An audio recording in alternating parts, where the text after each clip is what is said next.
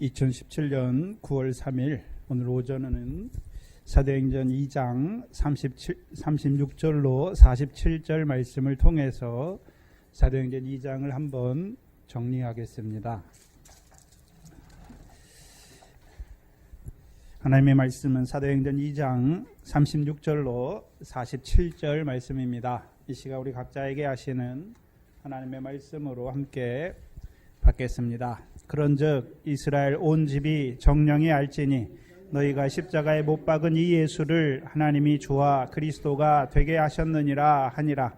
저희가 이 말을 듣고 마음에 찔려 베드로와 다른 사도들에게 물어 가로되 형제들아 우리가 어찌 알고 하거늘. 베드로가 가로되 너희가 회개하여 각각 예수 그리스도의 이름으로 세례를 받고 죄 사함을 얻으라. 그리하면 성령을 선물로 받으리니 이 약속은 너희와 너희 자녀와 모든 먼데 사람 곧 우리 하나님이 얼마든지 부르시는 자들에게 하신 것이라 하고 또 여러 말로 확증하며 권하여 가로되 너희가 이 패역한 세대에서 구원을 받으라 하니 그 말을 받는 사람들은 세례를 받음에 이날에 제자의 수가 3,000이나 더하더라. 저희가 사도의 가르침을 받아 서로 교제하며 떡을 떼며 기도하기를 전혀 힘쓰니라. 사람마다 두려워하는데 사도들로 인하여 기사와 표적이 많이 나타나니 믿는 사람이 다 함께 있어 모든 물건을 서로 통용하고 또 재산과 소유를 팔아 각 사람의 필요를 따라 나눠주고 날마다 마음을 같이하여 성전에 모이기를 힘쓰고 집에서 떡을 떼며 기쁨과 순전한 마음으로 음식을 먹고 하나님을 찬미하며 또 온 백성에게 칭송을 받으니 주께서 구원받는 사람을 날마다 더하게 하시니라. 아멘. 사도행전 2장은 그렇죠. 오순절에 임한 그 성령의 역사를 우리에게 보여주시죠. 그 사도행전 2장에 그렇죠. 나타나는 사람들, 그렇죠. 먼저는 제자들과 그렇죠. 예수님의 제자들과 함께한 무리죠. 그리고 또 한 부류는 그렇죠. 천하 각국으로부터 온 그렇죠. 천하 각국으로부터 온 경건한 유대인들이 있는 거죠. 경건한 유대인이 있는 것이죠.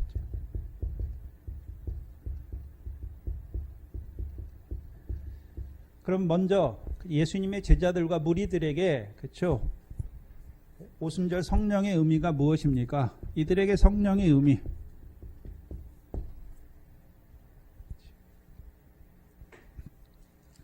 사도행전 2장 4절이죠. 이들에게는요 성령의 충만이죠. 성령에 충만하게 하시는 것이죠. 성령에 충만하게 하시는 이유가 무엇입니까? 이제 성령의 말하게 하심을 따라 각 방언으로 하나님이 하신 큰 일을 말하는 자들이 되게 하는 것이죠. 한마디로요 증인, 하나님이 하신 일의 증인으로 세우시는 것이죠. 그럼 성령의 충만함을 받은 이들이 하는 일이 무엇입니까? 증인들이 하는 일이 무엇인가요? 하나님이 하신 큰 일을 증거하는 것이죠. 그럼 하나님이 하신 큰 일이 무엇입니까? 하나님이 하신 큰 일인데 하나님이 하신 큰 일이 무엇인가요? 사도행전 2장 한마디로 하면 사도행전 2장 36절이죠. 36절입니다. 그렇죠? 그런즉 이스라엘 온 집이 정령이 알지니 그럼 사도들이 그렇죠? 성령 충만함을 받은 사도들이 그렇죠? 성령의 말하게 하심을 따라 하나님의 큰 일을 말하는데 누가 반드시 꼭 알아야 되는 것입니까?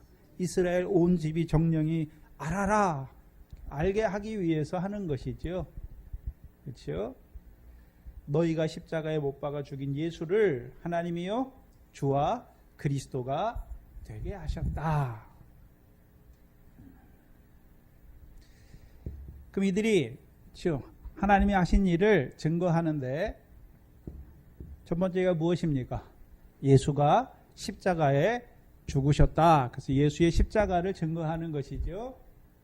그리고 이 죽으신 예수를 하나님이 다시 살리셔서 누가 되게 하셨습니까? 주와 그리스도가 되게 하셨다라고 하는 것이죠. 근데 우리가 한번 생각해 봐야 되는데, 자, 경건한 유대인들이죠. 그럼 유대인들은 그렇죠? 구약 성경을 가지고 있죠. 구약 성경을 가지고 있잖아요. 그렇죠? 그럼 사도들을 통해서 예수가 십자가에 죽으셨다라고 말할 때, 그렇죠? 죽으셨다라고 말할 때 이 경건한 유대인들이 들을 때 어떻게 듣는 것입니까? 예수가 자기 죄 때문에 그냥 십자가에 죽으신 걸로 듣는 것이 아니라, 그렇죠? 이사야서 53장이죠. 이사야 53장은 고난받는 종이에요. 고난받는 종.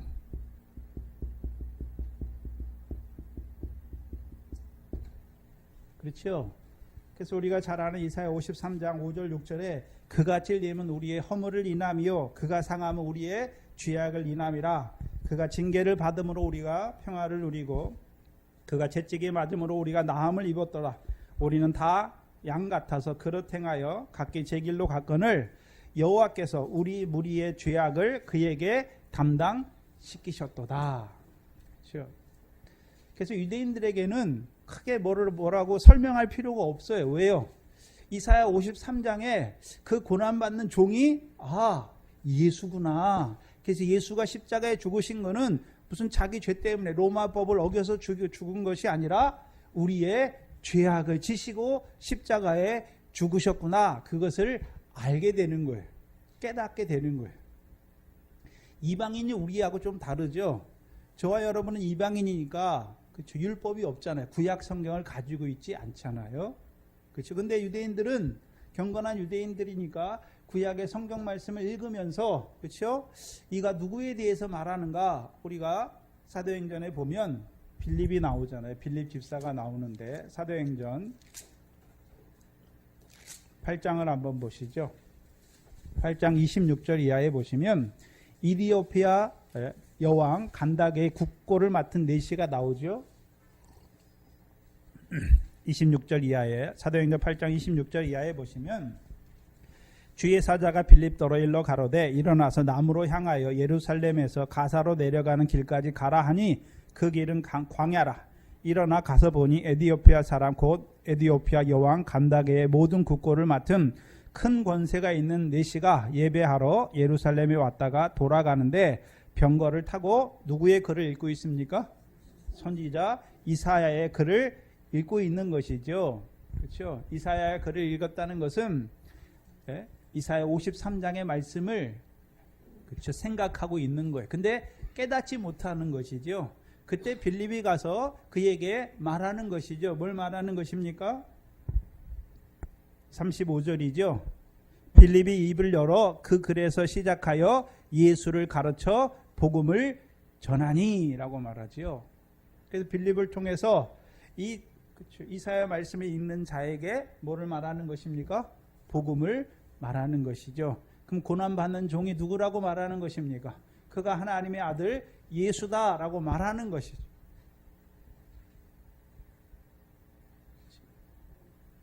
그렇다면 이 경건한 유대인들이 예수가 십자가에 단순히 죽었다라고 그런 의미가 아니라 예수가 이사야 53장의 말씀처럼 우리의 죄악을 지시고 십자가에 고난받고 죽으신 것이구나. 그것을 깨닫게 되는 것이죠.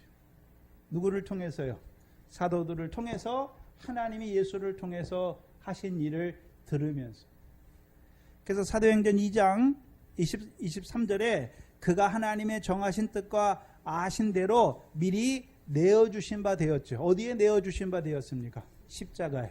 그렇죠? 그래서 로마 사람을 통해서 십자가에 죽게 하시는 것이죠. 그게 하나님의 뜻이잖아요. 그럼 구약의 이사야를 통해서 왜 하나님이 자기의 종을 세우는데 그 종으로 고난받게 하시는가? 왜 그렇습니까? 이사야 53장에 우리의 죄악을, 하나님의 백성의 죄악을 그에게 담당시키신 것이죠. 이제 그것을 깨닫게 되는 거예요. 그것을 밝히 알게 되는 것이죠. 예수가 우리의 죄를 위해서 십자가에 죽으신 것이구나. 그것을 알게 되는 것이죠.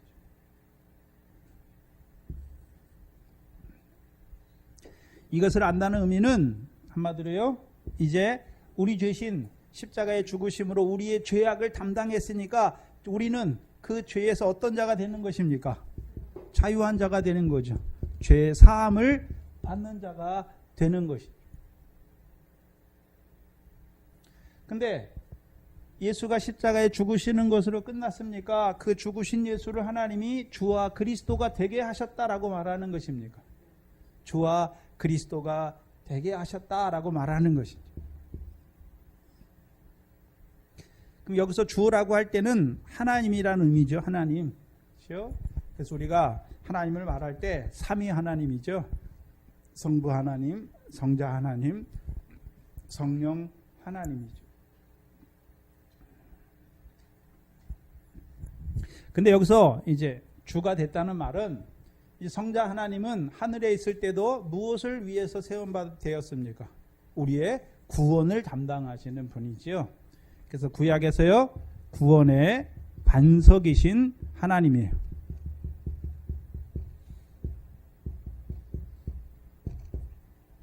하나님 아버지를 말할 때는 창조주 하나님 아버지를 말하는 것이고, 성자 하나님을 말할 때는 우리의 구원의 반석이시고 우리의 구원을 담당하시는 하나님이죠. 근데 왜 그렇죠? 그러면 성자께서 하늘에 있을 때도 우리의 구원을 담당하시는 분이잖아요. 근데 하늘에서 이루신 구원이죠. 근데 이제 이 땅에 오셔서 온전한 구원의 반석이 되신 것이죠. 이제 구원을 다 이루신 것이에요. 그렇죠?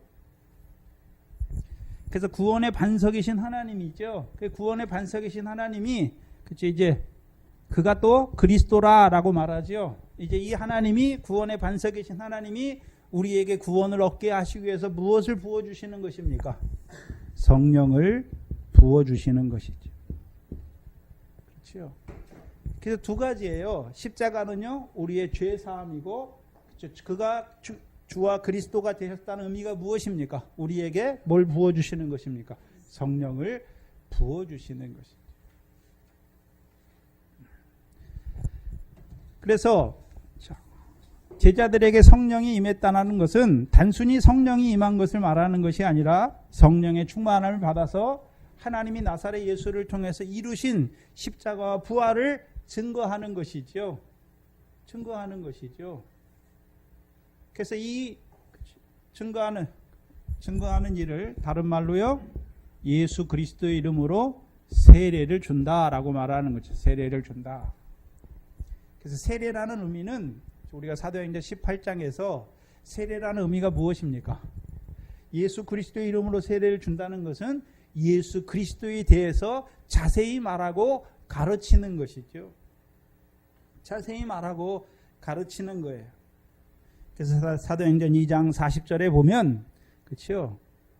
시편만 말씀한 것이 아니라 이제 여러 말로 확증하며 권하지요. 여러 말이 무엇입니까? 구약에 있는 그 예수 그리스도에 대한 예언의 말씀, 고난과 부활에 대한 예언의 말씀을 가지고서 그들에게 이제 확증하는 것이죠. 확증하는 거예요. 그렇죠? 그렇다면 증인들에게 성령 충만을 통해서 증인으로 세우시고 이제 하나님이 예수 그리스도를 통해서 이루신 큰 일을 증거하는 것이죠.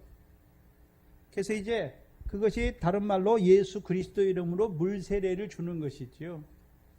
그 물세례를 베푸는 의미가 무엇입니까? 이제 물세례 받는 자들을 죄사함과 성령을 선물로 받는 자들로 세우는 것이죠. 그렇다면 자, 천하 각국으로부터 온 경건한 유대인들의 자리에서 오순절 성령의 의미는 무엇입니까? 성령의 말하게 하심을 따라 말하는 하나님이 하신 큰 일을 듣게 하시고 이제 뭐 하게 하시는 것입니까? 믿게 하실 뿐만 아니라 예수 그리스도 이름으로 세례받게 하시고 이제 세례받는 자들은 죄사함과 성령을 선물로 받는 자들이 되는 것이죠. 그래서 오순절 성령이 임했지만 제자들과 천하 각국의 유대인들에게 임한 성령은 차이가 있어요. 이거는 성령 충만이고 여기는요 성령을 선물로 받게 하시는 것이죠.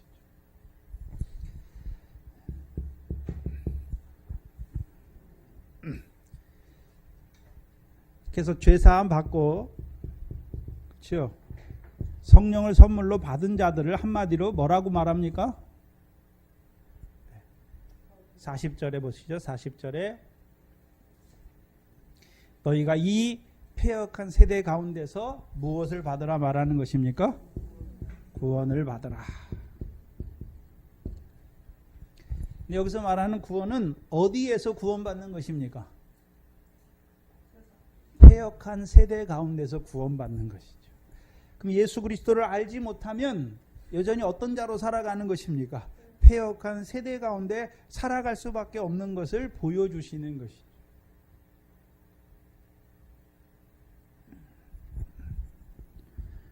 그럼 패역한 세대에서 구원을 얻게 하시기 위해서 이제 예수 그리스도의 이름을 믿게 하시고 죄사함과 성령을 선물로 주시는 것이죠. 이제 패역한 세대 가운데서 구원을 받은 자들을 다른 말로 뭐라고 말씀하십니까? 제자다라고 말하는 것. 제자. 뭐라고 말하는 것입니까? 제자다라고 말하는 것이죠. 그럼 먼저 제자된 자들에게 성령 충만을 주셔서 예수 그리스도 십자가와 부활을 증거하게 하셔서 이제 천하 각국으로부터 온 경건한 유대인들로 하여금 예수의 십자가의 의미가 어떤 의미인지 나와 무슨 상관이 있는지 알게 하시고 그를 하나님이 주와 그리스도가 되게 하셨는데 그 주와 그리스도가 나와 무슨 상관이 있는지 아는 자가 되게 하심으로 말미암아 죄사함과 성령을 선물로 받게 하시는 것이죠. 그래서요 이제 패역한 세대 가운데서 구원을 받은 자가 되게 하시는 거예요. 그래서 구원을 받은 자들 한마디로 뭐라 그러는 것입니까? 제자다라고 말하는 것이죠.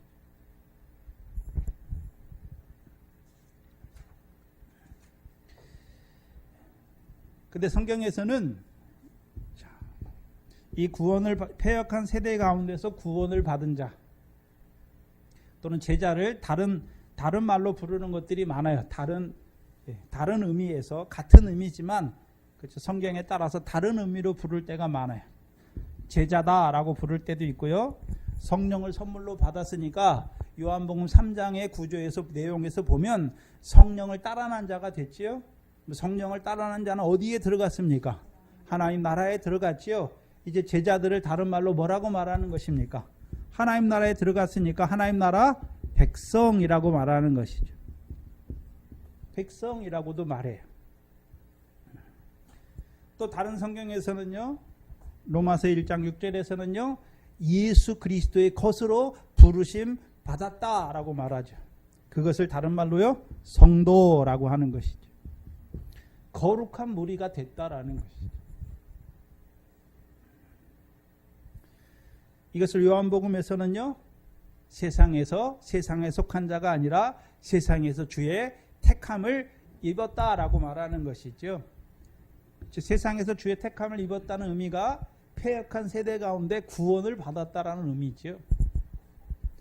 패역한 세대 가운데서 그렇죠. 구원을 받은 자, 곧 세상에 속한 자가 아니라 우리가 이제 세상에 살지만 세상에 속한 자가 아니란 말이죠. 그럼 우리가 세상을 떠나 살고 있습니까? 세상과 관계없이 사는 것을 말하는 것이 아니라 전에는 우리가 세상에 속한 것을 얻기 위해서 살았는데 이제는 성령이 오시니까 이제 우리가 무엇을 얻기 위해 사는 것입니까? 세상 썩어지는 것을 얻기 위해 사는 것이 아니라 하늘에 나를 위해 예비하신 그 영원한 상과 영광을 얻기 위해서 살아가는 자가 된 것이죠. 그것이 세상에서 주의 택함을 받은 자다라고 말하는 것이죠. 마태복음 22장이죠. 그렇죠? 임금을 위한 혼인잔치에서 그 임금이 종들을 왜 보내는 것입니까? 택함을 입은 자로 세우시기 위하여. 먼저 누구에게 보냅니까? 청함을 받은 육적 이스라엘에게 보내지만 그들이 오지 아니하고 오히려 그 종들을 죽이잖아요. 그러니까 그들은 군대로 멸하고 이제요 청함을 받은 자는 합당치 아니하니까 이제 사거리에 나가서 누구든지 만나는 대로 악한 자나 선한 자나 구별할 필요가 없이 누구든지 만나는 대로 데려오라. 그래서 잔치의 자리를 채우라. 그래서 이 잔치의 자리를 온 자들을 한마디로 성경에 마태복음 22장에서 뭐라고 말합니까? 택함을 받은 자다. 다른 말로요, 예복을 입은 자다라고 말하는 것입니다.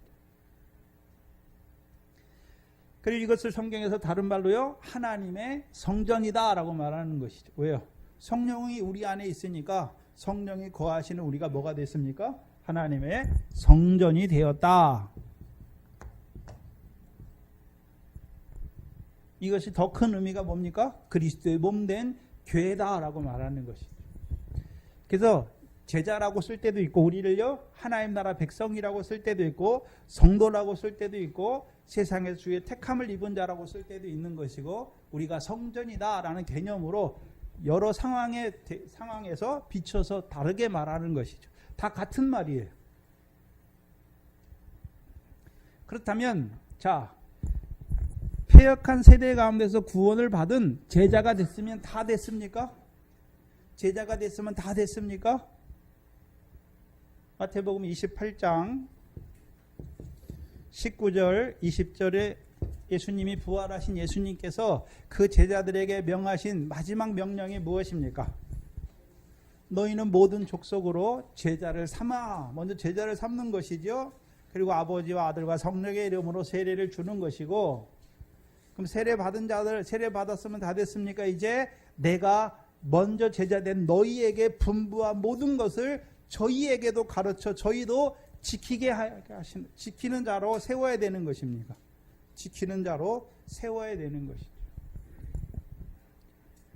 제자가 됐다고 다 되는 것이 아니라 이 제자들에게 이제 사도들을 통해서 주께서 분부한 모든 것을 가르쳐서, 먼저는 가르침 받게 하는 것이고, 이제 가르침 받은 자들이, 그 가르침을 받은 자들이 이제 그 말씀대로 지켜 살아야 하는 것이죠.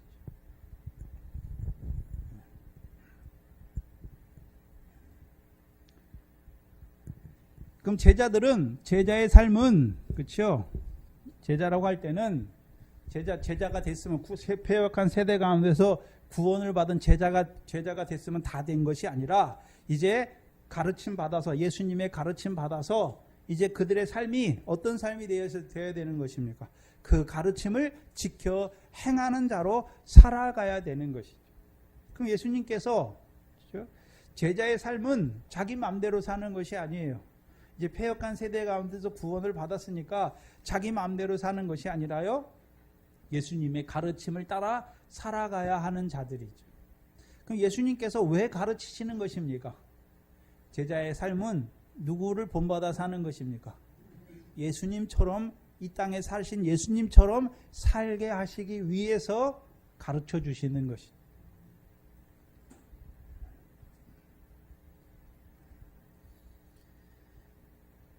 그래서 이 제자들에게, 그렇죠, 사도행전 2장 42절에 저희가 사도들의 가르침을 받아, 이제 구원받아서 제자가 된 게 다 된 것이 아니라 이제 그들에게 뭐 하는 것입니까? 가르치는 거예요. 가르치는 거. 왜 가르치는 것입니까? 이제 제자로서 주님을 본받는 삶을 사는 자로 세우시기 위해서 가르치는 것이죠. 그렇다면 제자의 의미가 그런 의미라면 하나님 나라 백성이 된 자들에게, 그렇죠? 이들에게도 가르쳐 주시는 거죠. 그럼 가르치는 이유가 무엇입니까? 하나님 나라에서는 누구의 뜻이 이루어져야 됩니까? 하나님의 뜻이 이루어져야 되죠. 하나님 백성에게 하나님의 뜻이 이루어지는 것이 하나님 나라예요. 그렇다면 하나님 나라 백성이 된 자들에게 계속해서 사도들을 통해서 가르쳐 주시는 이유가 무엇입니까? 하나님의 뜻이 이루어지는 자로 살게 하기 위해서, 한마디로요, 하늘에 계신 아버지의 뜻대로 이 땅에서 살아가는 자로 살게 하기 위해서죠. 그럼 하나님 아버지의 뜻이 무엇입니까? 하나님 아버지는요, 하늘에 계신 하나님 아버지는 오늘도요, 상을 갚으시기를 원하시는 거죠. 한마디로요, 우리로 하여금 하나님 나라의 백성으로 살게 하신다는 의미는 하나님 나라의 일을 하는 자로 살게 하는 것이죠. 그래서 일한 대로 뭐 하시는 것입니까? 상 주시기 위해서 살게 하십니다.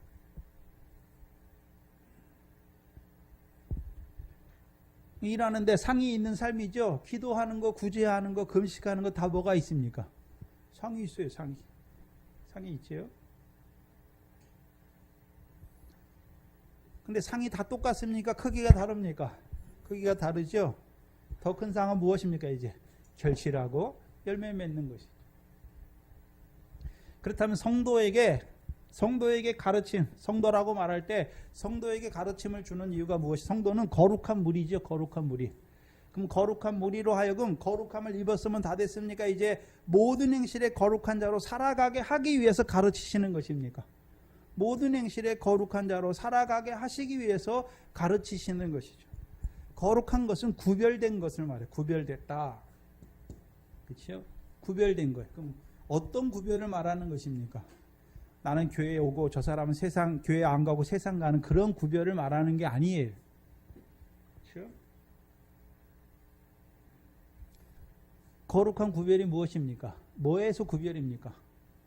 세상 염려와 그렇죠. 재리의 유혹에서 구별된 삶을 사는 것이고, 더럽고 썩어지고 쇠해지는 것에서 구별된 삶을 사는 것이고, 전에는 내가 형제를 미워했는데 이제요 형제를 사랑하는 그 거룩한 삶을 살게 하시는 것이죠. 그럼 우리가 성전이다, 하나님의 성전이다 라는 입장에서 그 성전된 자들에게 계속해서 가르침을 주시는 이유가 무엇입니까? 성전에는 뭐가 드러나야 되나요? 하나님의 영광이 드러나게 하기 위해서. 그럼 우리에게 가르침을 주시는 이유가 무엇입니까? 한마디로 구원을 받았으면 다 된 것이 아니라 이제 하나님 나라의 일을 하게 하셔서 일한 대로요 상 주시기 위해서. 다른 말로요 모든 행실에 거룩한 자로 살게 하기 위해서. 다른 말로요 우리의 모든 이 땅에서의 삶이 하나님께 영광 돌리는 그 성전의 삶을 살게 하기 위함이죠.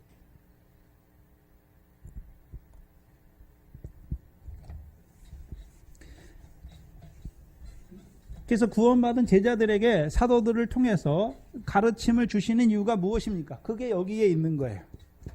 그럼 구원받았다고 다 되는 것이 아니라 이제 가르침을 주시는 거죠. 가르침.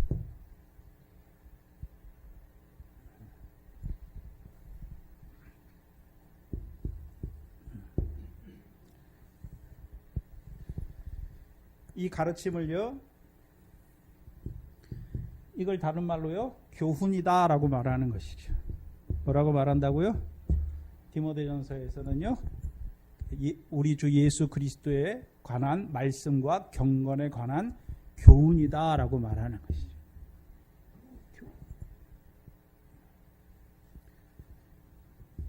그러면 자, 우리가 복음은 그렇죠? 예수 그리스도로 우리를 구원하신 것이죠. 그럼 구원받은 자들에게 가르침은 무엇입니까? 진리예요, 진리. 그렇죠?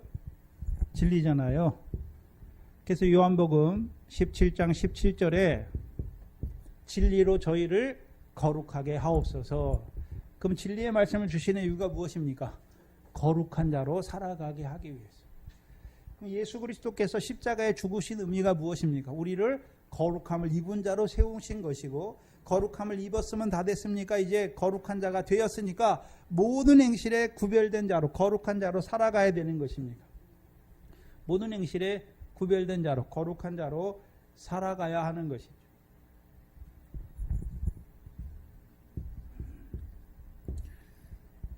진리죠, 진리. 진리는요, 한마디로요, 이제 거룩한 행실을 행한 대로 하나님께서 하늘에 상을 주시는 것이죠. 그래서 상을 얻는 삶을 살게 하기 위해서. 이 땅에서 내 뜻이 아니라 하나님의 뜻대로 행하는 자로 살게 하기 위해서. 그래서 행한 대로 상 받게 하시기 위해서 주시는 말씀이 진리예요. 그래서 복음은 믿는 것이고, 진리는 무엇입니까? 진리도 믿는 것입니까? 진리는 행하는 것입니까?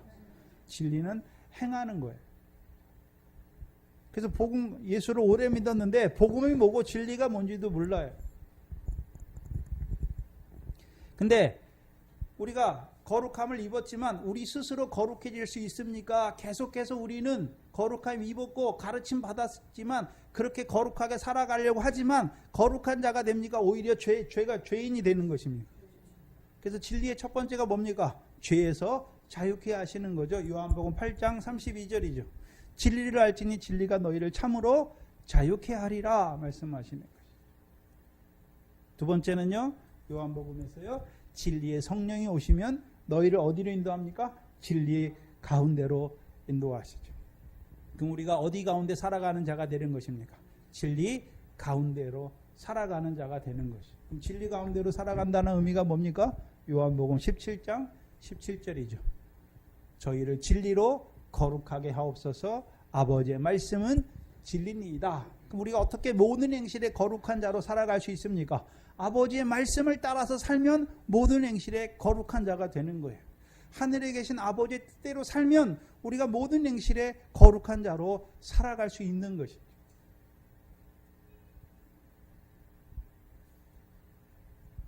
근데 문제는 이 가르침, 우리에게 하늘에 거룩한 자로 살아가게 하기 위해서 우리에게 가르침 주시는데, 이 가르침을 받은 자들에게 생기는 현상이 무엇입니까? 두려움이 일어나는 거예요. 뭐가 일어난다고요? 두려움이 일어나는 것이죠. 사도행전 2장 43절이죠.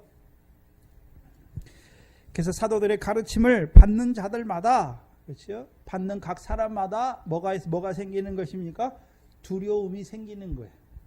그래서 여기서 두려워하는데 라고 말하는 것은, 한번 생각해 보세요. 천하 각국으로부터 온 경건한 유대인들이 처음부터 두려움이 있었습니까? 그렇죠? 구원을 받았어요. 성령을 받고서 이제 성령을 받은 다음에 그때 두려움이 있는 게 아니죠. 이제 사도들의 가르침을 받으니까, 그렇죠? 뭐가 생기는 것입니까? 두려움이 생기는 것이죠. 이 두려움은 이제 사도들의 가르침을 받는 자들에게 생기는 두려움인 것을 보여주시는 것이죠.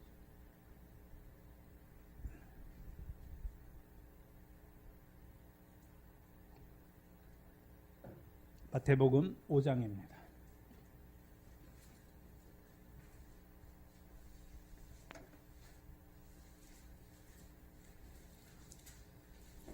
마태복음 5장 17절 이하죠. 내가 율법이나 선지자나 폐하러 온 줄로 생각지 말라. 폐하러 온 것이 아니요 완전케 하려 함이라. 완전케 하렸다는 의미가 무엇입니까? 율법은 그림자잖아요. 장차 오는 좋은 것의 그림자이니까 이제 구약에 예언한 대로 예수 그리스도 오셔서 성취하심으로 이제 하나님 백성으로 하여금 죄사함 받게 하는 것이죠. 그래서 구약에서 이스라엘 백성이 율법을 따라서 성전에서 양이나 소로 제사 드리잖아요. 근데 제사 드릴 때 양이나 소의 피가 하나님 백성의 제사로 나온 자들의 죄를 깨끗이 할 수 있습니까? 없습니까? 없잖아요. 그 예표하는 것이죠. 예표. 그래서 다음에 하나님의 어린 양이 오셔서 너희의 죄와 율법의 저주를 지시고 십자가에 죽으실 것을 믿는 믿음으로 드리는 것이죠. 이제 온전케 하셨단 말이죠. 예수 그리스도께서 십자가에 죽으심으로 이제 누구든지요 그 십자가를 믿으면, 그가 나를 위해서, 나의 죄악을 위해서 십자가에 죽으신 것이 믿어지면 이제 죄사함을 받게 하시는 것이죠. 근데 18절에 진실로 너희에게 이르노니 천지가 없어지기 전에는 율법의 1.1핵이라도 다 없어지지 아니하고 반드시 이루리라. 그렇죠? 율법을 따라 드리는 제사는 폐했지만 율법도 폐한 것입니까? 율법은 계속 있습니까? 율법이 계속 있는 것을 보여주시죠. 근데 계속 있는데 구약 옛사람에게 말한 그 옛계명 21절에 보시면 옛사람에게 말한 바, 그 율법은 모세를 통해 주실 때에는 옛사람에게 주셨잖아요. 그 옛사람을 한마디로 말하면 모세를 통해 주신 율법 아래 살아가는 자들. 근데 22절에 보면 나는 누구에게 말하고 있습니까? 옛사람에게 말합니까? 너희에게 말하는 것입니다. 그럼 너희는 어떤 자들입니까? 예수 그리스도께서 오셔서 율법과 선지자를 완전케 하셨죠. 그렇죠? 완전케 하셨어요. 그러면 이제 율법으로는 의롭다함을 얻지 못하잖아요. 죄를 깨닫게 하시고 이제 예수 그리스도를 믿음으로 의롭다함을 얻게 하신 자들, 의롭다함을 받은 자들, 제자들이죠. 제자들. 복음이 믿어진 자들, 구원을 받은 자들. 그럼 그들에게 내가 너희에게 말한다라고 말하는 것이죠. 그럼 그들에게 주시는 율법, 이 율법은 율법을 완전케 하신 예수님께서 이제 그 율법을 우리 마음에 넣어주시는 거예요. 우리 마음에. 하나님의 법을 우리 마음에 넣어주세요. 그것이 에레미야서 31장에 있는 새 계명을 말할 때 율법을 우리 마음에 넣어 주신다. 그래서 구약의 율법은 내가 형제를 살인 안 하면 살인죄 안 진 거예요. 마음으로 미워해도 되는 거예요. 살인만 안 하고 육적 간음만 안 하면 되는 거예요. 근데 예수님께서 이제 우리에게, 제자들의 구원받은 자들에게 하나님의 율법을 주실 때에는 너희가 육적 살인은 안 했지만 형제를 미워하는 것이 뭐라고 말하는 것입니까? 살인죄다라고 말하는 것이고, 여자를 보고 음욕을 품는 것이 간음죄다라고 말하는 것이죠. 그럼 우리가 이제 형제를 사랑해야 되고, 그렇죠? 간음도 안 해야 되잖아요. 그렇죠? 그리고 세상과 벗된 것이 하나님과 간음함이다라고 말해요. 그럼 우리에게 예수님께서 율법을 우리 마음에 비춰주신 이유가 무엇입니까? 바리새인들처럼 내가 육적 살인 안 한 것을 자기 의로 삼는 자가 아니라 우리는요, 형제를 사랑하는 그 더 나은 의를 행하게 하셔서 천국에서 큰 자가로 세우시기 위해서 주신 계명이란 말이죠. 근데 그 계명이 우리 안에 오니까 오히려 우리가 어떤 자가 됐습니까? 내 마음에 미움이 가득한 살인자이고 내가 간음을 하는 자인 것을 알게 하시는 것이죠. 그래서 우리에게 더 나은 의, 천국에서 큰 자가 되게 하기 위해서 가르침 주셨지만 오히려 이 가르침이 오니까 우리 자신을 보여주니까 내가 어떤 자입니까? 더 나은 의를 바라지만 천국에서 큰 자가 되기를 원하지만 아버지 하나님께서 갚으시는 상을 얻는 자가 되기를 원하지만 나는요, 머리털럭 하나라도 희거나 검게 할 수 없는 자인 것을 알게 하시는 거예요. 그렇다면 나에게 이 가르침을 통해서 아버지 하나님께서 갚으시는 상, 천국에서 큰 자가 되게 하는 상을 주셨지만 내가 그것을 할 수 없는, 머리털럭 하나라도 검거나 희게 할 수 없는 나를 보면서 생기는 것이 무엇입니까? 그것이 두려움이에요. 가르침 받았지만 그 가르침대로 살지 못할 것을 바라보는 자의 두려움이죠. 이것을 로마서 7장 22절 이하에서는요, 우리 속 사람은 하나님의 법을 원하지만, 그렇죠? 내 지체 속에 있는 다른 한 법이 내 마음의 법과 싸워서 내 지체 속에 있는 죄의 법 아래로 나를 사로잡아 가는 것을 깨닫는 자가 되는 것이죠. 근데 이 가르침을 받는 자마다 그걸 깨달을 수밖에 없어요. 그래서 우리가 사도들의 가르침을 통해서 이렇게 살아야 되는데 실제의 삶은 어떻습니까? 그렇게 살지 못하는 자라는 것을 알게 하시는 것이죠. 마음으로 하나님의 법을 원하지만 육신으로는 죄의 법을 섬길 수밖에 없는 것을 깨닫는 자들에게 생기는 두려움이에요. 그래서 자신이 사망의 공고한 몸 가운데 있는 자신을 바라보는 것이죠. 우리에게 이 가르침을 주시는 것은 사망 가운데 살게 하시게 주셨습니까? 사망의 권세를 이기는 자로 살게 하시게 주셨습니까? 사망의 권세를 이기는 자로 살게 하게 주셨는데 오히려 나는 어떤 자로 드러나고 있습니까? 사망의 공고한 몸 가운데 행하는 자로 살아갈 수밖에 없는 것을 보여주시는 거예요. 그래서 가르침 받는 자에게 두려움이 생기는 거예요. 뭐에 대한 두려움입니까? 더 큰 자가 되게 하셨는데 천국에서 큰 자로 더 나은 일을 행하는 자로 세워주셨지만 내가 그렇게 살아갈 수 없는, 사도들의 가르침을 따라 살아갈 수밖에 없는 우리 자신을 보여주시는 것이죠. 그 두려워하는 자들에게 이제 사도들을 통해서, 사도행전 2장에요, 사도들을 통해서요 43절에 기사와 표적을 베풀어 주시는 거예요. 자, 원래 기사와 표적은 안 믿는 자에게 베풀어 주는 거죠. 그래서 표적은 한마디로 말하면 요한복음 20장 30절 31절에 예수님께서 이 땅에서 많은 표적을 행했죠. 표적의 목적은 무엇입니까? 예수가 하나님의 아들 그리스도임을 믿게 하려고. 근데 그리스도는 두 가지 그리스도가 있지요. 십자가에 죽으신 그리스도가 있고 부활하셔서 주와 그리스도가 되신 그리스도가 있는 것이죠. 그렇다면 이들은, 제자들은 이미 예수 그리스도를 믿었잖아요. 그렇잖아요. 믿고 구원을 받았을 뿐만 아니라 성령을 받아서 제자들인데 이들에게 또 기사를 통해서 예수가 그리스도를 증거해 주는 이유가 무엇입니까? 그리스도는 그리스도인데요. 마태복음 16장 16절이죠. 주는 그리스도시요 살아계신 하나님의 아들이다. 그럼 어떤 자로 세우는 것입니까? 살아계신 하나님의 아들을 믿는 믿음으로 세우는 것입니다. 이것이 사도행전 2장에서요 뭘로 나타났습니까? 내가 또 하늘로 기사와 땅에서는 표적을 베풀리니 곧 피와 불과 연기다라고 말씀합니다. 우리가 가르침 받았지만 그렇게 살지 못하잖아요. 그렇죠?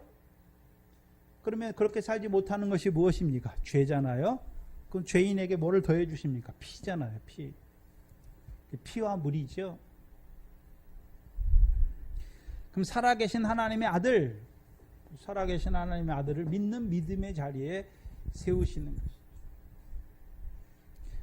이 살아계신 하나님의 아들을 믿는데 이 살아계신 하나님의 아들이 그렇죠? 우리가 잘 아는 히브리서 7장 25절이죠. 그렇죠? 히브리서 7장 25절이죠. 우리가 요절로도 했잖아요. 예수는 이제 영원히 살아계신 하나님의 아들이에요. 자, 히브리서를 한번 봅시다. 히브리서 7장 24절 25절이죠. 예수는 영원히 계심으로 그 제사 직분도 갈리지 아니하시나니 그러므로 자기를 힘입어 하나님께 나아가는 자를 온전히 구원하실 수 있으니 왜 그렇습니까? 이는 그가 항상 살아서 저희를 위하여 간구하심이라. 28절에 보시면 율법은 약점을 가진 사람을 제사장으로 세웠거니와 율법 후에 하신 맹세의 말씀은 영원히 온전케 되신 아들을 세우셨죠. 그래서 아들 제사장이 히브리서에서 말하는 제사장은 영원히 온전케 되신 아들 제사장인데 그럼 그 아들이 오늘도 살아계셔서 사는 일이 무엇입니까?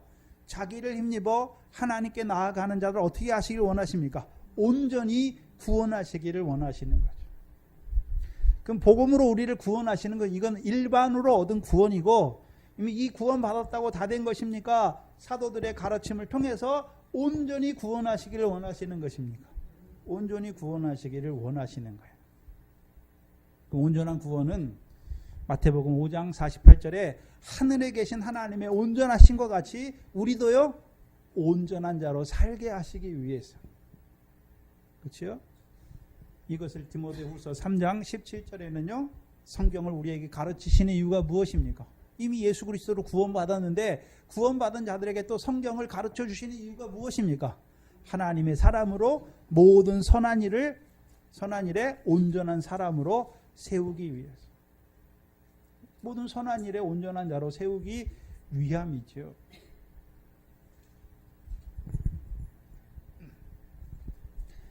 그 믿는 자가 되게 기사와 표적을 통해서 믿는 자가 되게 하시는 거죠. 누구를 믿는 자가 되게 하시는 것입니까? 오늘도 살아계신 하나님의 아들. 그래서 우리를 자기의 이름을 힘입어 하나님께 나아가는 자들을 온전히 구원하시는 하나님의 아들이죠. 그러면 예수를 힘입어 하나님께 나아간다는 의미가 무엇입니까? 이미 예수를 믿은 자들이 또 예수를 힘입어 하나님께 나아가는 것이죠. 왜 예수를 힘입어 나아가는 것입니까? 히브리서 10장 19절 이하죠. 보시죠. 히브리서 10장 19절 이하에 이러므로 형제들아 우리가 누구의 피를 힘입어요? 하나님의 피를 힘입어 이제 재단에 나아가는 것입니까? 성소 지성소로 들어가는 것입니까? 지성소에 지성소. 하나님께 나아가는 것이죠. 힘입어 성소에 들어갈 담력을 얻었나니 이 길은 우리를 위하여 휘장 가운데로 열어놓으신 새롭고 산 길이요 휘장은 저의 육체니라. 또 하나님의 집 다스리는 큰 제사장이 계심에 그 제사장을 통해서 우리를 지성소로 나아가게 하는데 우리가 마음에 뭐를 받습니까? 뿌림을. 그렇죠. 우리 마음에 뿌림을 받죠. 뭐를 뿌림을 받는 것입니까? 피뿌림이죠. 피. 그렇죠? 성령의 피뿌림이에요. 그래서 로마서 5장 5절에 성령은 우리 마음에 뭘 부어주십니까? 하나님의 사랑을 부어주시죠. 그럼 하나님은 누구를 사랑하십니까? 죄인을 사랑하시죠. 먼저요 그 아들을 통해서 죄인의 죄를 사해 주실 뿐만 아니라 그 가르침 가르침 받았으면서도 여전히 그렇게 살지 못하여 죄를 짓는 그 죄인들도 다시 예수를 힘입어 하나님께 나아오면 어떻게 하십니까? 사해 주시는 거예요. 그래서 마음의 핏부림을 받아 양심의 악을 깨닫게 하실 뿐만 아니라 우리의 몸을 맑은 물로 씻어 주셔서 참 마음과 온전한 믿음으로 하나님께 나아가게 하시는 거죠. 그게 아들 제사장이에요. 그렇죠? 그럼 하나님께 나아간다는 의미는 로마서 3장 23절이죠. 영광의 하나님께 나아가게 하시는 것이죠. 우리로 하여금 영광에 합당한 자로 살게 하시는, 살리시는, 온전히 구원하시는 그 아들을 믿는 믿음의 자리에 세우시는 거예요.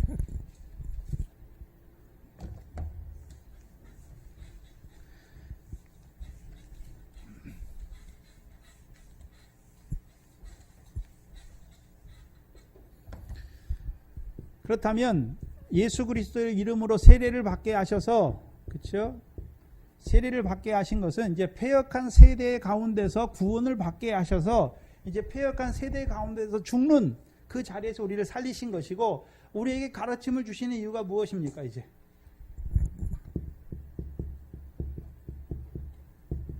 우리를 온전히 구원하시기 위함이죠. 온전한, 다른 말로요, 온전한 상을 얻는 자로 세우시기 위함이죠. 근데 우리가 상에 합당한 자가 됩니까? 오히려 그 상에 합당치 못한 자로 살아가는 우리를 다시금 예수의 피로 말미암아 우리 마음에 뿌려주셔서, 우리 육신에 뿌리는 게 아니에요. 우리의 마음에 뿌려주셔서, 우리가 그렇게 살지 못하잖아요. 마음에 미움이 있고 마음에 간음이 있고 마음에 여러 가지 악한 것들이 우리 마음에 있는 것을 알게 하셔서 양심의 악을 깨닫게 하는, 우리 속에 있는 악을 깨닫게 하시는 것이죠. 깨닫게만 하십니까? 사해 주십니까? 사해 주신 이유가 무엇입니까? 우리가 뭘 잘하기 때문에 더 나은 의를 행하는 것이 아니라 죄가 더한 것에 은혜가 넘치게 하셔서 이제 은혜 안에서만 살게 하는 것이죠. 나 같은 죄인을 사랑하시는 그 사랑 안에서만 잘하게 하시는 것이죠. 그러면 사야만 주십니까? 이제 물로 우리의 몸을 맑게 씻어 주시는 것입니까? 물로 우리의 몸을 맑게 씻어 주시는 것이죠.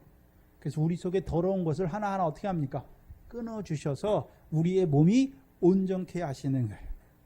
그럼 온전한 몸이 온전합니까? 우리 속에 깨끗한 것이, 우리 안이 깨끗해야 몸도 깨끗한 것입니까? 우리 안이 먼저 깨끗해야 우리의 몸도 깨끗한 것이죠. 그렇다면 이제, 그렇죠, 우리를 온전히 구원하시고자 하시는 그 하나님의 살아계신 아들을 믿는 자들이 이제 이 가르침을 받았을 뿐만 아니라 오늘도 우리를 온전히 구원하시기 위해서 우리를 위하여 살아서 간구하시는 그 아들을 믿는 자들이 이제 첫 번째 하는 일이 무엇입니까? 네? 모든 소유를 공유하는 거예요. 공유. 그리고요, 소유와 재산을 팔아 각 사람의 필요를 따라 나누어 주는 것이죠. 그렇죠? 그럼 왜 이 일을 왜 하는 것입니까? 처음에. 그럼 가르침 중에 하나가 무엇입니까? 제자들의 삶은 가르침 중에 하나가 무엇입니까? 모든 것을 공통으로 하는, 공동 소유로 하는 거예요.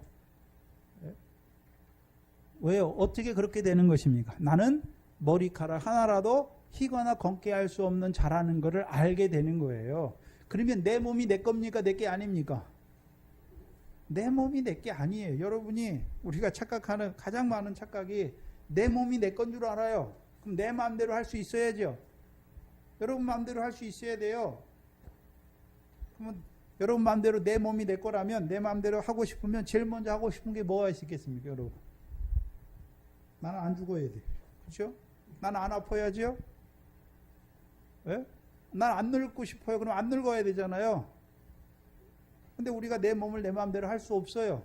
그냥 흐르는 세월 속에서 그냥 우리의 몸이 자동적으로 늙어가는 거예요. 그리고 늙어가다 기운이 지나면 죽는 거예요. 우리 몸이 우리 게 아니라는 걸 알게 하시는 거죠. 누구 겁니까? 하나님 거잖아요. 그럼 이제 뭘 알게 되는지, 천하에 있는 것이 다 누구 거라는 걸 알게 되는 것입니까? 하나님의 거라는 것을 알게 되는 거예요. 그래야 모든 것이 내 것이 아니라 잠깐 육신으로 사는 날 동안에 이 육신의 생명도 하나님께서 주신 것이고 내게 주신 모든 것들도 잠깐 육신으로 사는 날 동안에 우리에게 더해 주신 것, 붙여 주신 것을 아는 자가 되는 것이죠. 두 번째는요, 이제 소유와 재산을 팔아서, 네? 여기서는 가난한 사람이 아니라요, 필요를 따라 나눠줘요. 필요를 따라. 그럼 소유와 재산을 파는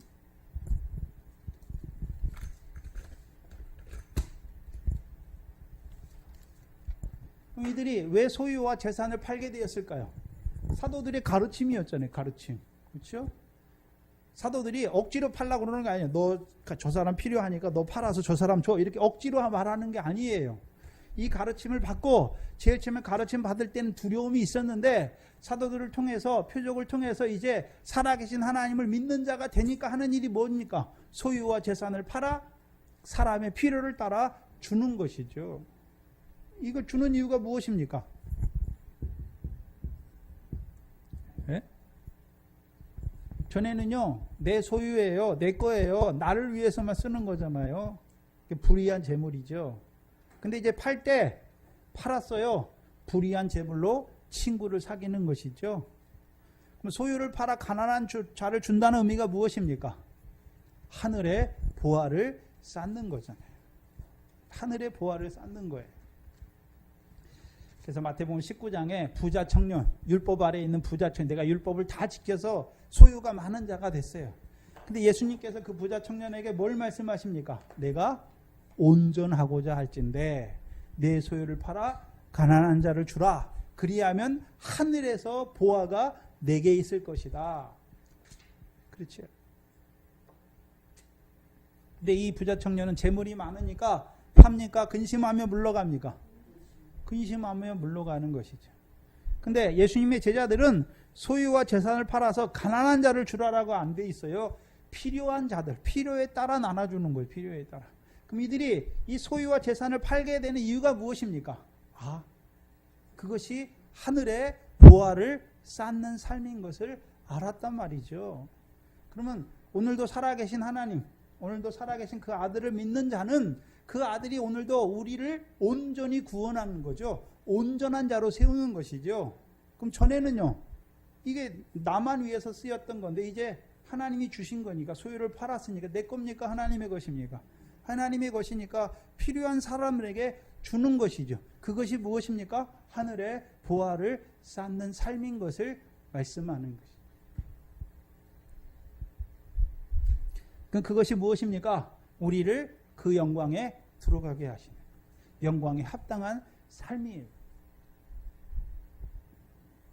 근데 계속해서 파는 게 아니에요. 첫 번째.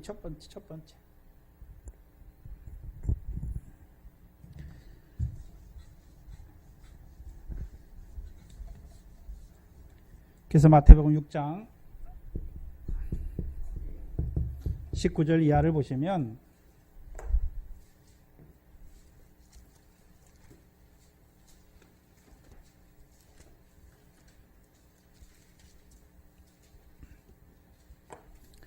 마태복음 6장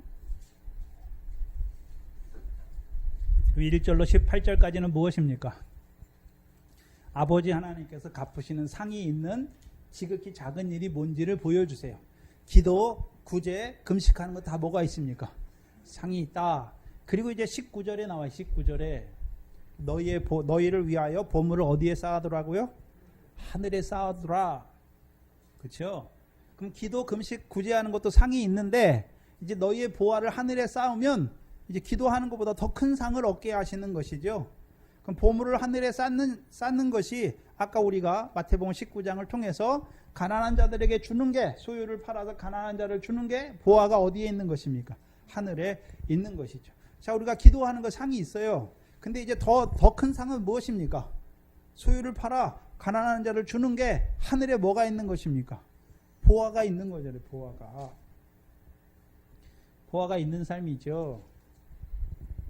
그러면 자, 이 말씀을 하시는 이유가 무엇입니까? 너희의 재물을 너희를 위해서만 세워두면 이 땅에 쌓으면 어떻게 됩니까? 다 썩어지고 동록이 먹는 것을 보여주시잖아요. 하늘에 쌓은 것이 참 네 것인 것을 보여주시는 것이죠. 이 말씀을 하시는 것은 보물이 있는 곳에 뭐도 있습니까? 우리의 마음이 있는 것이잖아요. 그럼 우리의 마음이 뭐를 기뻐하는 자가 되게 하시는 것입니까? 하늘에 보화를 쌓는 그것을 기뻐하는 자가 되게 하시는 거예요. 그럼 하늘에 보화를 쌓는 것은 우리가 무슨 금이나 은이 있어서 하늘에 던져서 쌓는 것이 아니라 소유를 팔아 누구를 주는 것입니까? 가난한 자를 주는 게 하늘에 보화를 쌓는 삶인 것을 알게 하시는 거죠. 그거를 보는 눈이 밝게 하시는 거예요. 눈이 밝아야 온 몸이 밝은 거예요. 눈이 뭘 보는 눈이 돼야 됩니까? 소유를 팔아 필요한 사람에게 주는 게 그것이 무엇입니까? 하늘에 보화가 있는 삶인 것을 보는 자가 되게 하시는 거예요. 그리고서 결론이 24절이죠. 24절이에요. 예수님이 이 말씀하는 것은 지금 24절 때문에 하는 거예요. 그렇죠? 한 사람이 있는데 여기서 한 사람은 어떤 사람입니까? 보화를 하나님이 하늘에 쌓아라는 그 말씀을 받은 한 사람이에요. 근데 한 사람이 두 주인을 섬길 수 있습니까? 없습니까? 여기서 두 주인은 하나는 하나님이고 하나는 뭡니까? 재물이죠. 재물이에요. 하나님과 재물을 섬길 수 없다라고 말하는 것이죠. 그럼 이제 소유를 팔아.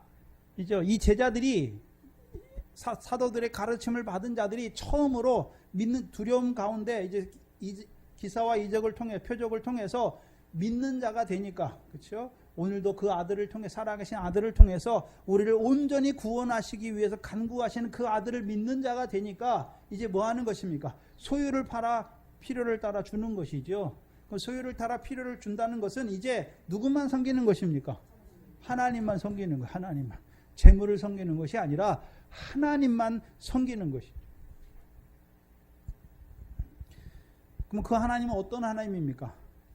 우리에게 그 아들을 주셔서 십자가에 내어주실 뿐만 아니라 그 아들을 주와 그리스도가 되게 하시고 살아계신 하나님의 아들로 세우셔서 오늘도 그 아들을 통해서 그 아들을 힘입어 하나님께 나오는 자기에게 나오는 자들을 온전히 구원하시기를 원하시는 그 하나님. 어떤 하나님입니까? 영광에 이르기를 원하시는 하나님이죠. 영광에 이르기를 원하시는 하나님이에요.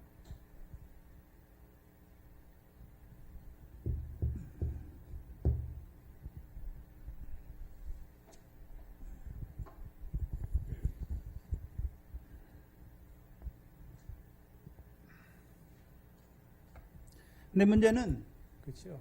제자들 중에서도 하나님과 재물을 겸하여 섬길 때가 있다는 것이죠. 겸하여 섬길 때가. 겸하여 섬긴다는 말이 무엇입니까? 하나님 섬겼더니 재물 주시더라. 하나님 왜 섬기게 됩니까? 재물 얻기 위해 섬기는 자가 되는 거예요. 그럼 두 주인 섬길 수 있습니까? 없습니까? 없다라고 말씀하시는 게 없다. 그럼 어떤 하나님 섬기는 것입니까? 우리에게 오늘도 주신 재물을 가지고 소유를 팔아 가난한 자를 줌으로 하늘의 보화를 쌓게 하시는 그 하나님을 섬기게 하시는 거예요. 예수 왜 믿습니까? 세상에서 복받아서 육신으로 사는 날 동안 아무 문제 없고 평안하고 세상 부귀영화 더하고 건강하고 그렇게 하기 위해서 예수 믿게 하는 게 아니에요. 그럼 예수님이 어때야 됩니까? 예수님이 이 세상에서 제일 좋은 거, 제일 오래 살고 제일 건강하고 제일 인생이 말하는 그 세상의 부귀영화를 누린 자로 살아야죠. 또 사도들도 가장 믿음이 좋으니까 어떻게 살아야 됩니까? 이 세상의 모든 부귀와 영화를 누린 자로 살아야 되는 것이죠. 근데 그렇지 않아요. 그렇지 않아요. 어떻게 삽니까? 소유를 파는 거예요. 그렇죠? 그래서 보화를 하늘에 쌓는 자로 사는 것이죠. 그렇다면 믿음이 있는 이제 이 믿는 자들이 온전히 구원하신 아들을 믿는 자들이 첫 번째 하는 행위가 뭡니까? 소유를 파는 거예요. 소유를 판다는 의미는 이제 나의 주인이 누구란 말입니까? 영광의 하나님만을 섬긴다는 확증의 표예요. 고백이란 말이죠. 그게 첫 번째. 그러면 내게 있는 소유가, 내게 있는 재물이 내 겁니까? 하나님이 주신 것입니까? 하나님이 주신 것을 알게 하시는 것이죠. 그럼 하나님이 왜 주셨습니까? 너를 위해서 육신으로 흥청망청 먹고 쓰게 하라는 것이 아니라 하늘에 쌓는 자로 살아가게 하기 위해서 주신 것이다 라는 것을 알게 하시는 것이죠. 그렇다면 이제 하나님만을 섬기는 자가 이제요 살아가는데, 이 사람은 왜 살아갑니까? 재물을 얻기 위해 살아가는 것이 아니라 먼저 그 나라와 의를 이루기 위해 살아가는 자가 되는 것이고, 이제 먼저 그 나라와 의를 이루는 자들에게 하나님이 필요한 육신의 모든 것을 더하여 주시는 것이죠. 내가 그것을 벌기 위해서, 재물을 벌기 위해서 사는 것이 아니라 먼저 그 나라와 의를 이루는 자로 살아가는, 하나님만 섬기는 자로 살아가는 나에게 하나님께서 이것도 주시는 거예요. 그런데 생각해야 돼요. 그러면 하나님이 주시니까 나는 직장 나가고 뭐도 안 하고 아무것도 안 하는데 하나님이 주십니까? 안 주세요. 새가 하나님이 먹이신다 그러면 나뭇가지에 앉아서 입 벌리고 있으면 먹이가 옵니까? 공중 나는 새를 먹이시는 거예요, 하나님이. 근데 문제는 그럼 우리가 그럼 세상 일 하나님만 섬기니까 세상 일은 더러우니까 안 하는 것입니까? 하는 거예요, 세상 일. 물질을 얻기 위해서 세상 일을 하는 것이 아니라 그런 물질의 노예가, 물질이 주인이 되는 거, 우리는 종이 되는 것입니다. 그렇죠? 그 나라와 의를 이루기 위한 세상 일을 하는 것이죠. 그래서 여러분이 직장에 갈 때도 돈 벌기 위해서 직장 가는 것은 아무런 상이 없어요. 아무런 상. 그 나라와 의를 이루기 위해서. 여러분이 일하는 것도 양심에 맡겨서 양심대로, 그렇죠? 죽게 하듯이 하는 거예요. 여러분이 직장에서 죽게 하듯이 하는 거예요. 사람에게 하는 것이 아니라 이 사람이 죽게 하듯이 하는 거예요. 죽게 하듯이 마음을 다해 해야 그 사람이 하나님을 모르는 사람이라도 이 사람을 통해서 아, 이 사람이 다음에 예수 믿는 사람이 저렇게 사는 것이구나 바로 알게 되면 이 사람의 착한 행실을 통해서 하나님께 영광 돌리게 되는 것이죠.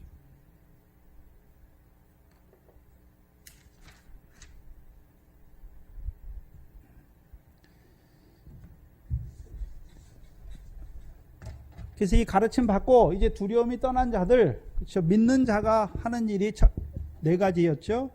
첫 번째가요, 소유를 팔아 각 사람을 주는 것이죠. 단순히 소유를 팔아 각 사람을 준다는 의미가 아니라 이제 하나님만 섬기는 자가 된 것이죠. 하나님 섬기는 자는 이제 어떻게 사는 것입니까? 먼저 그 나라와 의를 구하는 자로 사는 자가 된 것을 보여주시는 것이죠. 두 번째는요, 성전에 다 마음을 같이하여 성전에 모이기를 힘쓰는 것이죠. 그럼 성전에 율법을 따라 제사 드리기 위해서 성전에 모이는 것입니까? 이제 율법을 따라 율법에 말씀하신 그가 와서 자기 몸으로 성전을 이루은 그 그리스도를 아직도 율법 아래에 있는 그들을 불쌍히 여겨서 그들에게요 증거하는 것이죠. 그게 교회가 해야 될 일이죠. 세 번째는요, 집에 모여서 함께 떡을 떼며 기쁨과 순전함으로 음식을 나누는 거예요. 이 집이 뭡니까? 이게 하나님의 집이에요. 하나님의 집, 교회죠. 오늘도 우리가 교회에 자꾸 모이는 이유가 무엇입니까? 위로부터 내려오는 생명의 떡을 먹는 것이죠. 그래서 위로부터 내려오고 있다라는 요한복음 6장에 그 내려오다고 하는 현재 분사형이에요. 현재 분사형. 그때만 내려오는 것이 아니라 지금도 계속해서 내려오는 것이죠. 그래서 예수님께서 내가 산떡이다. 산떡이잖아요. 그럼 나를 먹는 자는 그 산떡을 먹는 자들도 어떻게 되는 것입니까? 산자로 사는 것이죠. 생명의 떡이에요. 그래서 우리가 오늘도 뭘 먹는 것입니까? 인자의 몸과 인자의 살에 참여하는 것이죠. 몸에 참여하고 피에 참여하는 거예요. 예수님의 몸은 뭡니까? 말씀이에요. 그렇죠? 피는요, 우리를 사랑하시는 사랑이죠.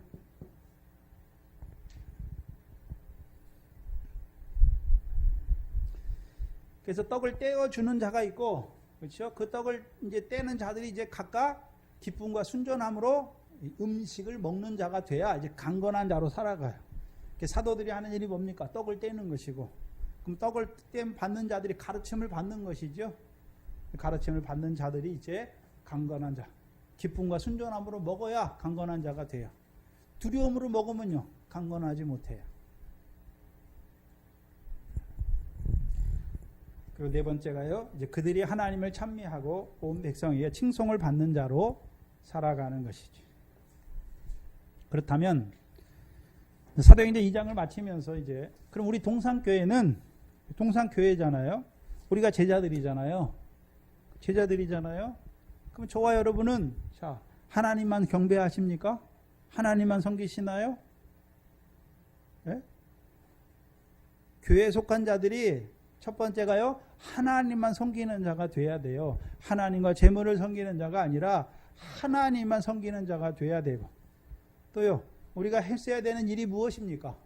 우리는 뭐 보이는 성전에 올라가서 그 유대인들에게 복음을 전하는 것이 아니라 저와 여러분이 이 교회가 해야 되는 일이요. 예수 그리스도 이름으로 세례를 주는 것이죠. 또한요. 이 교회에 속한 자들이 즉 하나님의 집에 모여서요. 오늘도요. 생명의 떡을 떼는 자로 살아가는 것이죠. 그리고 이제 떡을 떼는 자의 삶이 하나님을 찬미하고 백성에게 칭송을 받는 거예요. 그럼 여러분이 그렇죠? 여러분의 삶을 통해서 여러분이 하나님 말씀을 받아 먹었잖아요. 그렇죠? 먼저는 하나님만 섬기고 또 우리의 교회가 해야 되는 일이 전도예요. 복음을 전하는 것이고 또한 이제 교회가 해야 되는 게요. 생명의 떡을 떼는 거예요. 떼는 자들이 이제 기쁨과 순전함으로 받아 먹으면 여러분의 삶을 통해서 하나님을 찬미하는 자가 되는 하나님의 이름에 영광 돌리는 자가 되는 것이고 백성에게 칭송을 받는 삶이 돼야 되는 것이죠. 그럼 백성이 누가 있습니까? 오늘날에는요. 하나님이 여러분에게 붙여주신 자들을 통해서 영광 받기를 원하시는 것이죠. 그래서 여러분의 삶이 정결해야 돼요. 그렇죠? 그러면 이 네 가지 역사가 교회에 있는가? 오늘 동산교회에 속한 자들이 이 네 가지 역사 안에서 살아가고 있는가? 그걸 봐야 하는 것이죠. 우리가 제자잖아요. 우리가 하나님의 교회잖아요. 교회가 살아있는 표지가 뭡니까? 하나님만 섬기십니까? 또요? 복음의 전파 일에 힘쓰고 있느냐? 그리고요? 이제 교회에 속한 자들이 오늘도 하나님의 성전에 모여서 그 생명을 땜으로 그들의 삶이 하나님을 찬미하고 백성에게 칭송을 받는 삶을 살고 있는가? 우리 각자를 돌아보시고 또한 이 교회를 돌아보시고 그렇죠? 이게 살아있는 교회예요. 살아있는 교회. 죽은 교회는요. 하나님과 재물을 겸하여 섬겨요. 이게 교회의 표지예요. 교회. 살아있는 교회의 표지잖아요. 그럼 이 표지가 오늘 동산교회에 있는가? 그렇죠? 부족한 면이 있으면 채워가는 것이죠. 당신 왜 그래가 아니라 우리가 부족한 것을 채워가는 것이죠. 또한 더욱 힘써야 되는 것이죠. 또한 우리 자신, 이 교회에 속한 우리 자신, 우리 각자의 삶도 돌아보게 하시는 것입니다. 기도하겠습니다.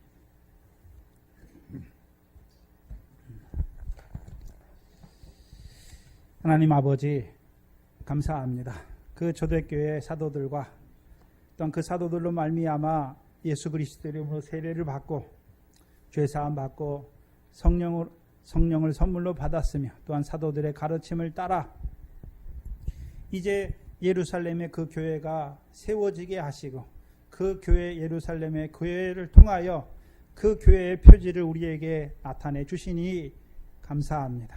오늘 이곳에 세운 주님의 교회가 이곳에 속한 하나님의 교회가 오늘 하나님만을 섬기고 있는지 또한 복음 전파에 힘쓰고 있는지 오늘도 성도들이 하나님의 성전에 모여서 오늘도 생명의 떡으로 살아가고 있는지 또한 그 떡을 먹은 자들의 삶이 하나님을 찬미하고 온 백성에게 칭송을 받는 삶이 있는지 우리 자신을 돌아보게 하시고 또한 이 교회가 나아갈 방향을 다시 한번 상고하게 하시니 감사합니다.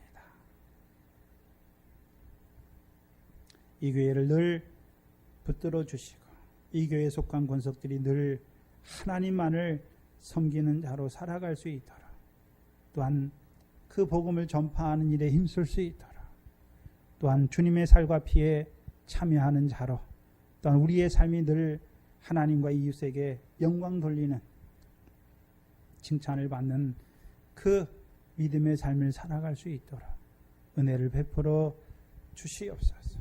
하나님 앞에 나올 때 하나님께서 우리에게 주신 것들 가운데 구별하여 드린 11조 감사 주일한가,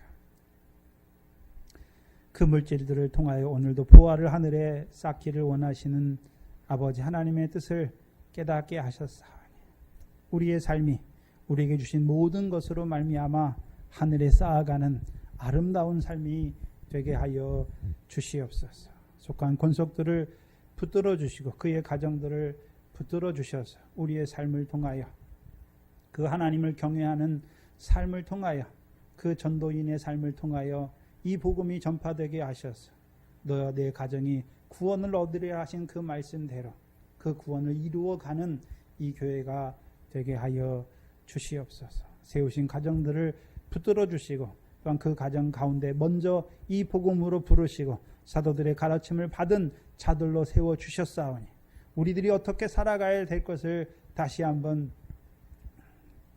돌아보게 하시고 또한 우리를 통하여 이루어 가고자 하시는 그 교회를 꿈꾸는 저희들 되게 하여 주시옵소서. 감사합니다. 예수님의 이름으로 기도하옵나이다. 아멘.